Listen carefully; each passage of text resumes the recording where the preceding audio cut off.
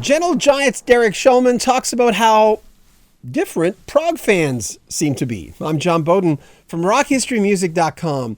I've been a prog fan since about 1974, 1975. And I would discover in high school, if I wanted to be a member of, let's just say, a clique of friends who liked Yes, for instance, it was almost like I'd have to prove myself to be accepted in a band of friends. And these people I had known since kindergarten. Prog fans don't love the music they're listening to. They devour it. It's a slightly different thing than, let's say, what we're used to. A lot of people who listen to music, they're kind of fair with their friends. They can take it or leave it. And basically, they don't buy albums. They listen to the radio.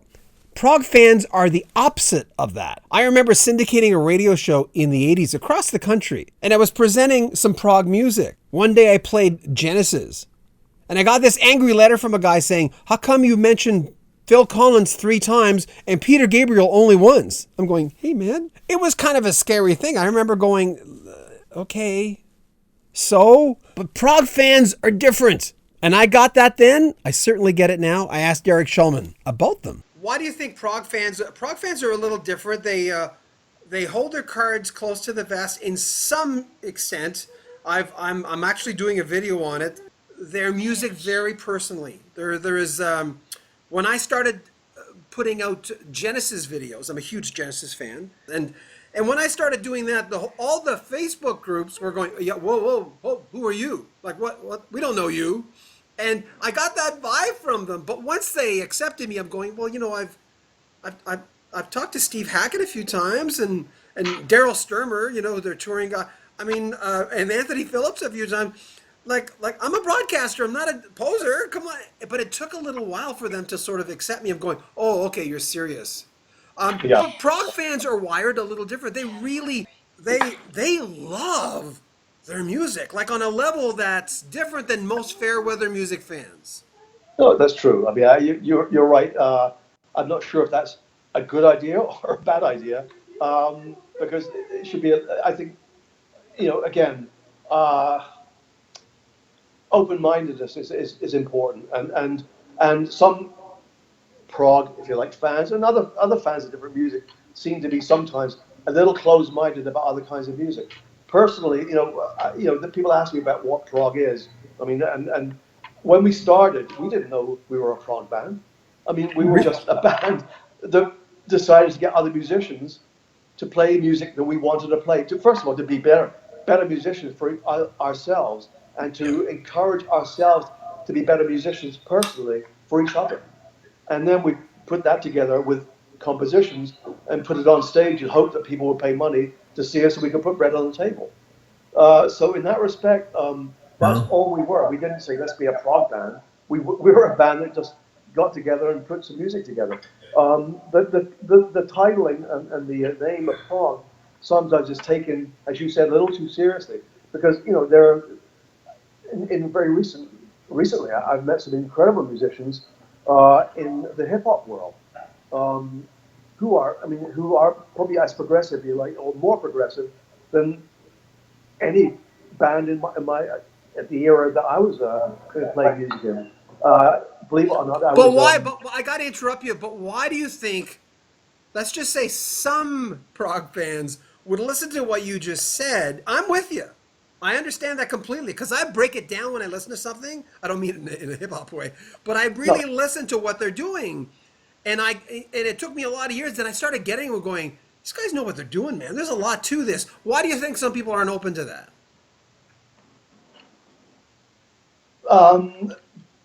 Good question. Is it too different? Is it just coming from another end of the pie?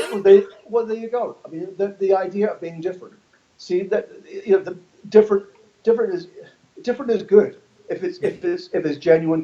Believe it or not, people like Questlove. Let me think here. Nile Rodgers. This is going to sound strange, but I'm going to say they're huge Gentle Giant fans. I mean, the Roots. I went over to backstage at Jimmy Fallon, and I had to bring over Ann Wilson because I worked with her in my other capacity in the business, and Ann was great. She sings with heart, and I went over there, and the guys in the Roots were hey Ann, and then they recognized me, and they zeroed in on me, and they were, I was signing my autographs to them, and it was the weirdest. It was one of the weirdest uh, situations to be in because they were huge fans. But the fact is that they understood the musicianship. I think, I hope anyway, of the band, and we're big fans. And in that world, it's very interesting. There's a lot of people in this hip hop world that love progressive music. Yeah. This is a very interesting fact. Uh, um, in fact, there's a band called Run the Jewels. I don't know if you've ever heard of them. What are they They're a called? lovely- Sorry, what are they called? Run the Jewels. Okay. They have a song called Legend Has It, and they sampled Knots. Because they loved Gentle Giant. It was a number one hip hop record last month, and rap record. The kid, this guy LP, ELP. I mean, believe it or not, is his name. And Killer Mike, who you might know from the political. They're the singers or the rappers. But I went backstage to see them, and they're incredibly popular. If you don't know them, they are. And they were doing the same thing to me. They were like, "Man, you guys are great." And they said, "Whoa, no, you are." And I said, "Okay, this is silly here." But I see and hear some fantastic progressive, if you like, and that's different. But it's progressive music in that world. Also heavy metal. I mean, when I signed Pantera, and this is back in the day of Atco, their music was incredible. I mean, they were doing different things in their world.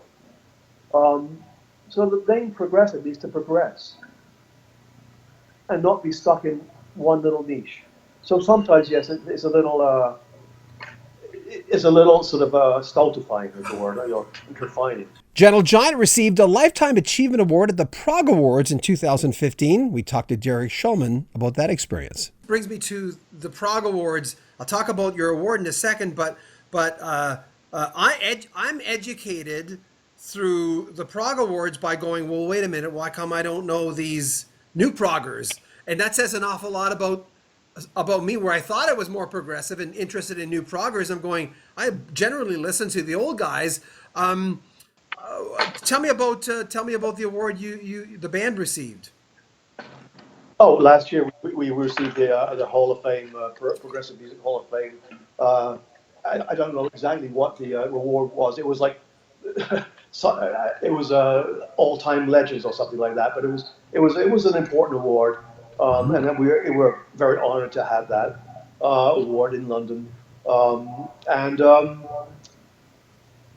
But as far as the newer bands, etc.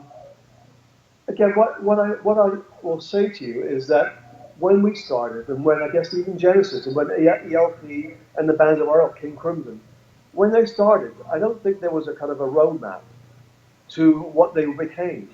Yeah. And there wasn't with Gentle Giant either. We each album progressed from where we were, kind of like, in fact, we're talking about Three-Piece Suite. We were just born then. And the first album was, if you like it, in the lifespan of a band. It's our birth and adolescence. I think we came into our kind of manhood or adulthood after Octopus in a glass house and Power and the Glory. But that's a progression of where a band goes, and you can't stay the same. Progressive means to progress. So different records and different albums have different feels, because if you stay in one course, one note, one style, it becomes very boring.